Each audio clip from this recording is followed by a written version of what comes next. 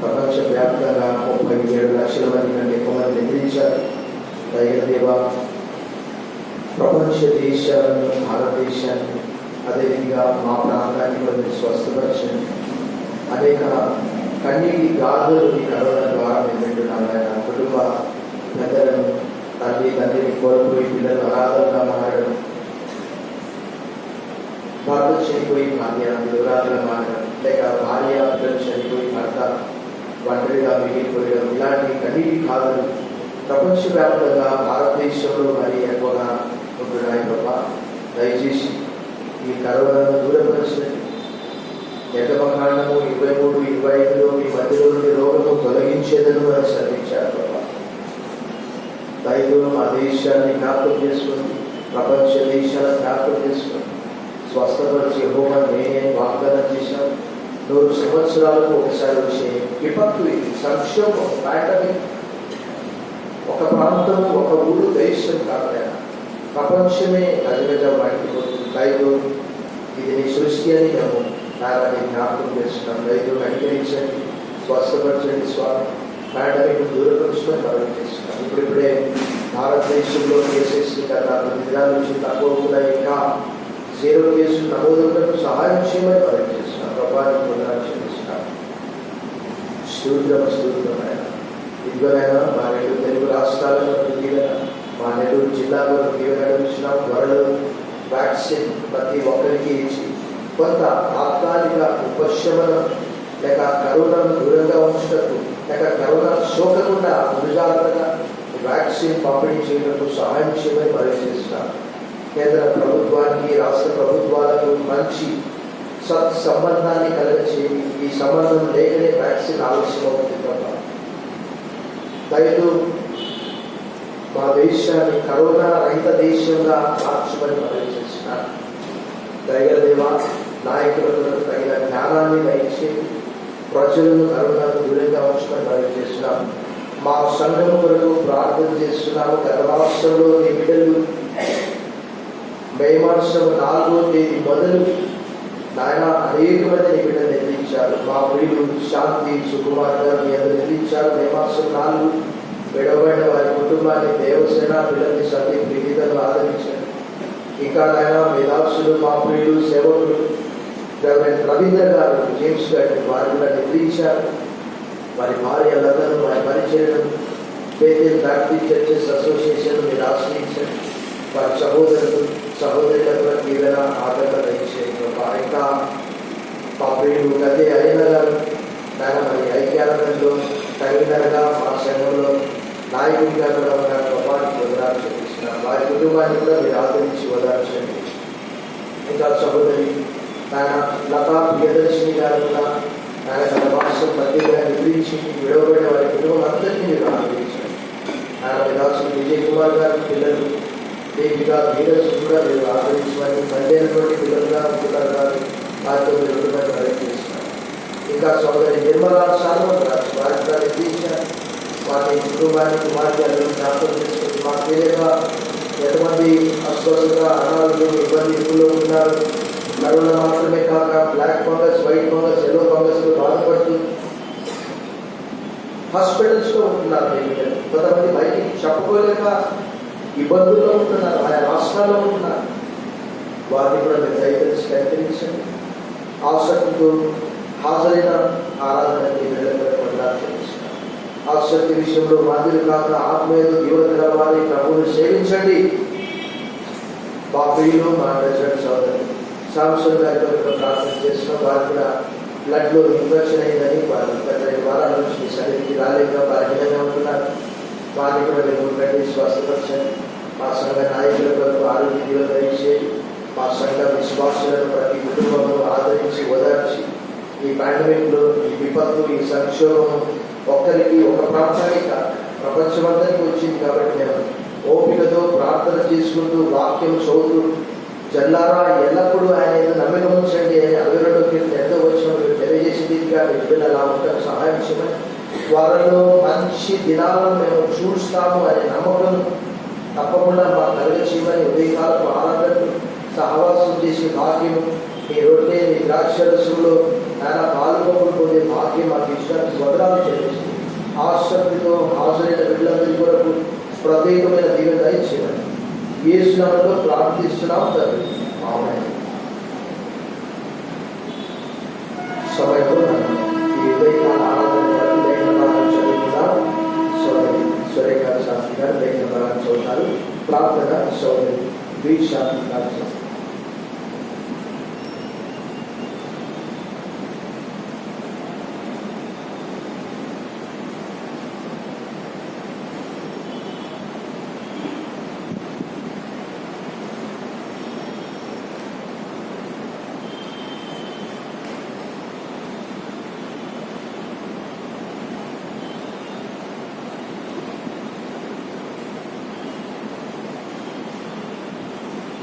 Praise the Lord.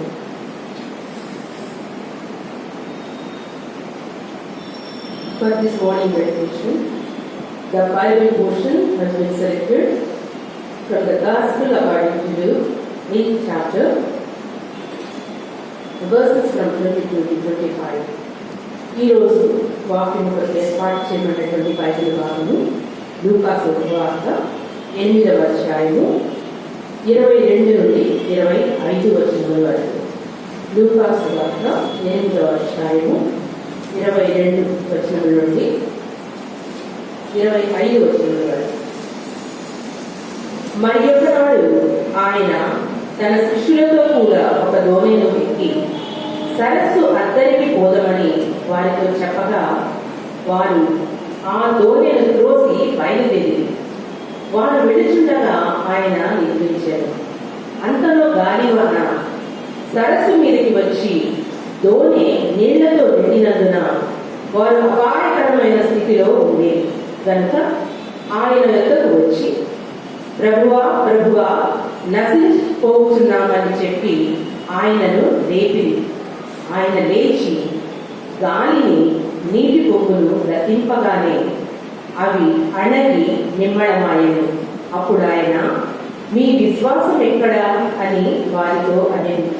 అయితే వారు భయపడి, ఈయన గాలిని నీళ్లకును ఆజ్ఞాపింపగా అవి లోబడుచున్నవే, ఈయన ఎవరో అని ఒకరితో ఒకడు చెప్పుకొని ఆశ్చర్యపడింది. దేవుడు ఈ వాక్యంలో మన ఇంట్లో ఆశ్చర్యించగాక.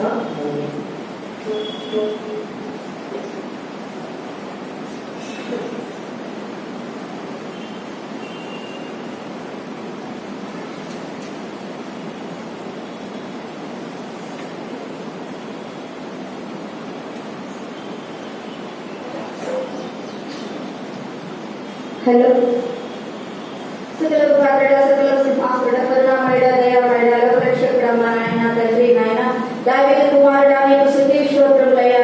సర్వోన్నతుడా నీకు స్తుతి స్తోత్రములు నాయన.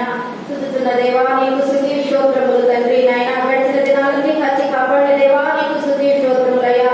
ఈ దినము నాయన పరిశుద్ధ దినము, పవిత్రమైన దినము తండ్రి. నన్ను ఇక్కడ కూడి వచ్చిన ప్రతి బిడ్డని నాయన నీ యొక్క పవిత్రమైన మందిరానికి నడిపించావు దేవా నీకు స్తుతి స్తోత్రములు ప్రభా నా తండ్రి. అయ్యా ఈ దినము చూడడం వారు ఎంతమందో నా తండ్రి మరణిస్తున్నారు నాయన. నీ కుటుంబాన్ని జ్ఞాపకం చేసుకో ప్రభా. అయ్యా నా తండ్రి మేమైతే నా తండ్రి ఏ పాటి వాళ్ళము నాయన నా తండ్రి ఈ దినము నీ సన్నిధి పొందుకునే కృపా భాగ్యం నా తండ్రి మాకందరికి దయచేసిన గొప్ప దేవా నీకు స్తుతి స్తోత్రములు అయ్యా. దావీదు కుమారుడా కరుణించు నాయన. నజరేయుడా ప్రతి కుటుంబాల నుంచి విడిచిపోవయ్యా నా తండ్రి నాయన. స్తుతి స్తోత్రములు ప్రభా నా తండ్రి. ఇదిగో మా సంఘాన్ని దీవించండి నాయన. మా సంఘంలో ప్రభా ప్రతి కార్యక్రమంలో మళ్ళా నా తండ్రి నీ మహిమార్థమై జరిగించుకున్నట్టు నీ కృప చూపమని ప్రార్థిస్తున్నాం దేవా. అయ్యా సేవ సమాజమేమి, సండే స్కూల్ ఏమి, ఈది బిడ్డలేమి నా తండ్రి సమస్తాన్ని నా తండ్రి మరలా నాయన మేము పొందుకునే కృప చూపమని ప్రార్థిస్తున్నాం దేవా నా తండ్రి నాయన. కనికరించు ప్రభా.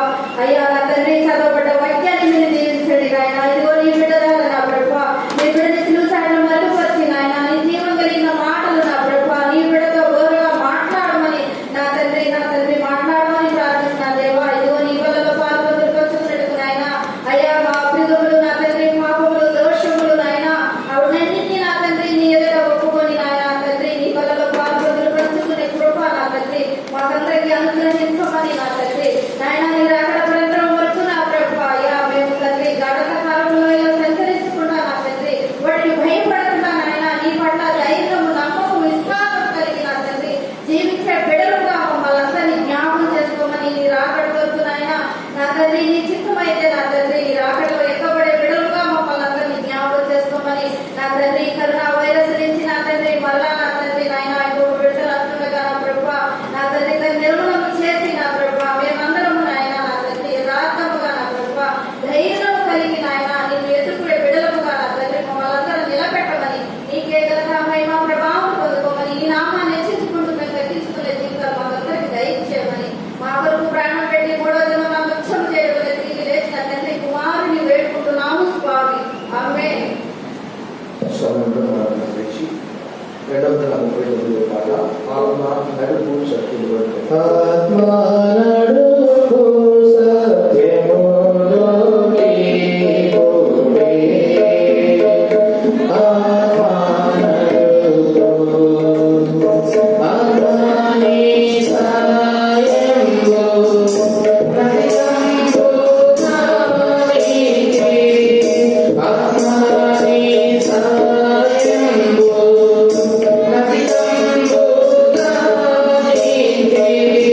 Hallelujah.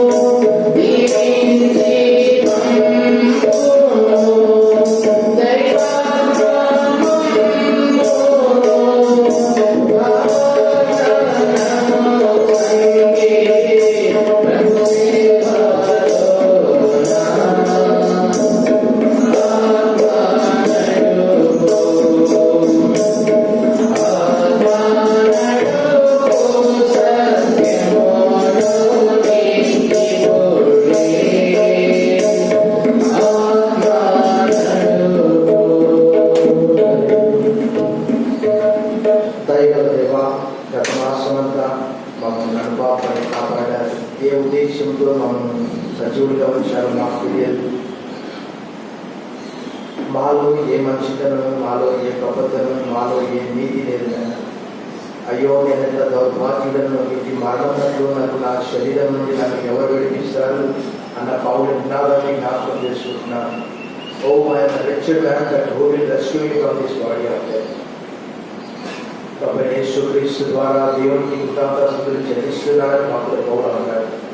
గత మాసంలో 31 దినాలు మమ్మల్ని కాపాడాలని ప్రభాని వేలాది వందల శుద్ధులు చెల్లిస్తున్నా. మా ప్రియులు అనేక మంది నిర్మించారు. ఒక్క మే మాసంలోనే భారతదేశంలో 1,20,000 మంది చనిపోయారు ప్రభా. అందులో మమ్మల్ని వచ్చినందుకు వందలు చెల్లిస్తున్నాం.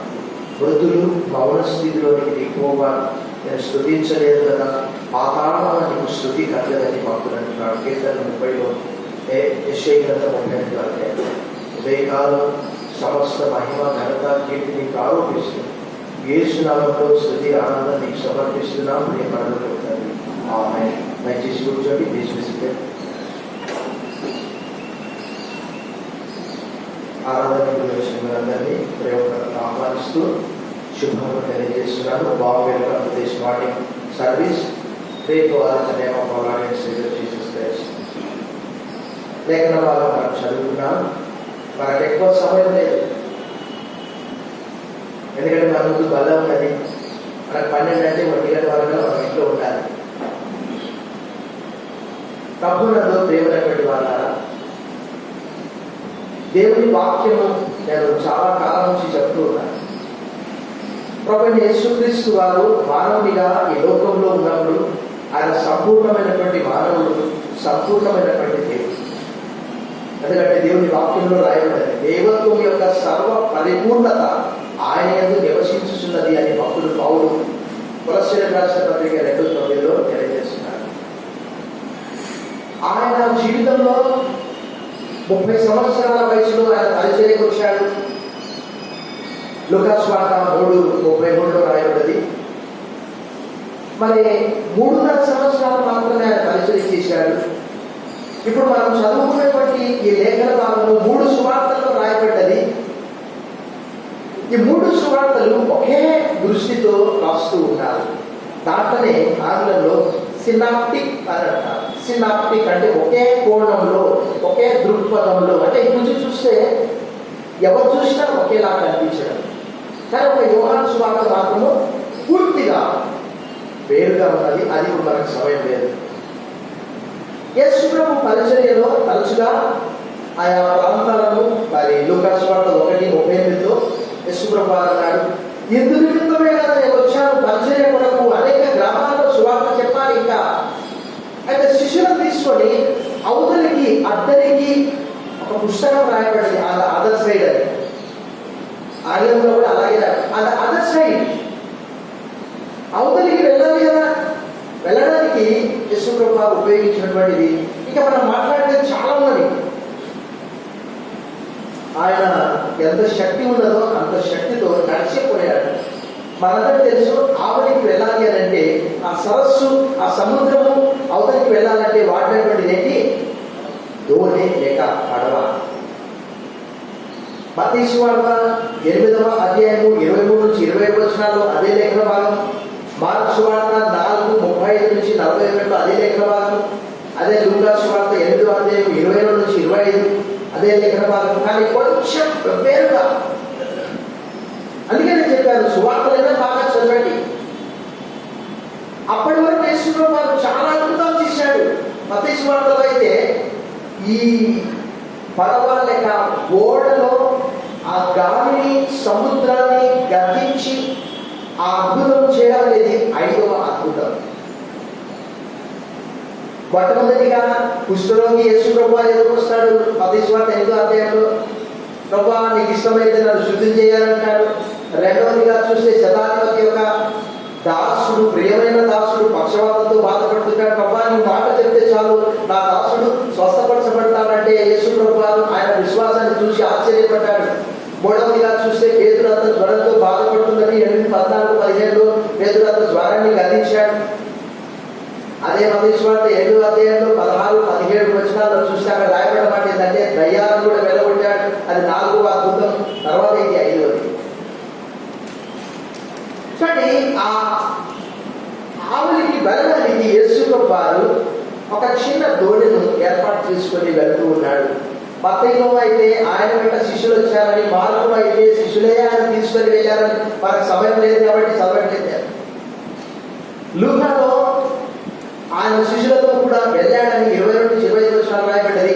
అలా వెళ్ళే సమయంలో చూడండి 3 సువార్తల్లో కూడా రాయబడిన మాట ఏంటంటే అకస్మాత్తుగా